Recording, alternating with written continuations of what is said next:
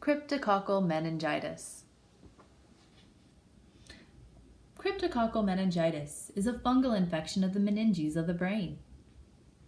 It is caused by the fungus Cryptococcus neoformans. This fungus is usually found in soil, decaying wood, and bird feces. Humans get infected by breathing in spores from this fungus. The lungs can get infected, and in some cases the infection can spread to the meninges of the brain and spinal cord. Humans with weakened immune systems are at a greater risk of getting cryptococcal meningitis. Fungal meningitis is not communicable from human to human.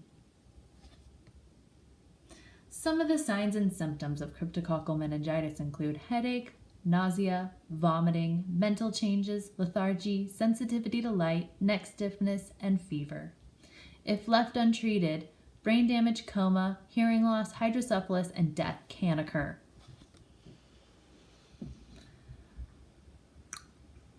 A fungus found in soil, decaying wood, and bird feces called Cryptococcus neoformans. This is what causes cryptococcal meningitis.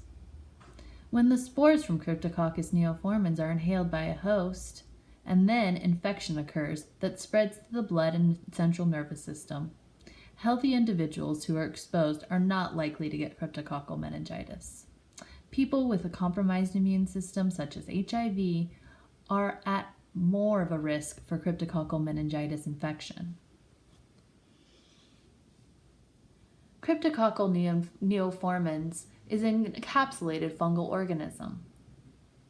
It has such a small size that it is necessary for the organism to get into the alveolar spaces in the lungs. Once it's in the lungs, the organism can become rehydrated and acquire a thick polysaccharide capsule. This is what makes Cryptococcus neoformans a pathogen.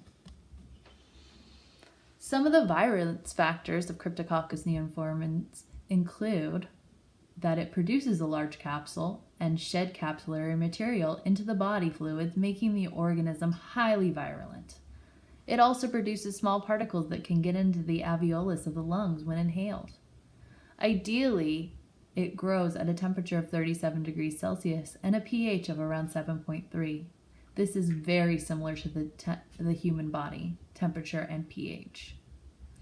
Melanin, mannitol, and a certain enzyme production can intensify the pathogenic effect of Cryptococcus neoformans.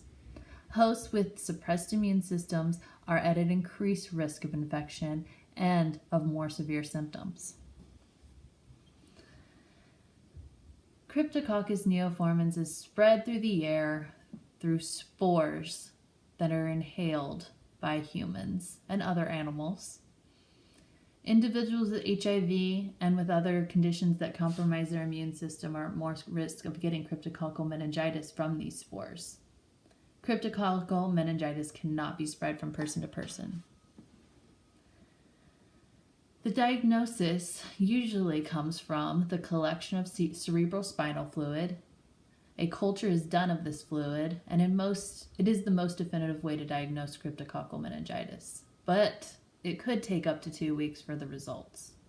A blood test can also determine if there's a fungus present in the bloodstream. This test is not as accurate, but the results can come within 24 hours.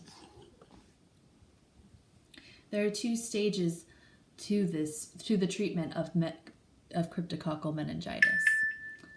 Induction, which is an antifungal therapy, and it's a combination of injections and oral antifungal medication. Consolidation and maintenance is the second stage, and it can last from 8 weeks to a year, and it's an orally administered antifungal. The prevention of this disease could include avoiding areas where there could be decaying wood, bird poop, and soil that may get turned up and send spores into the air. Wearing a mask outside could also help preventing spores from being inhaled into the lungs. Individuals with HIV should take their medication and keep their T cell counts up to reduce risk of infection turning into cryptococcal meningitis. Thank you for watching. I hope you enjoyed this video.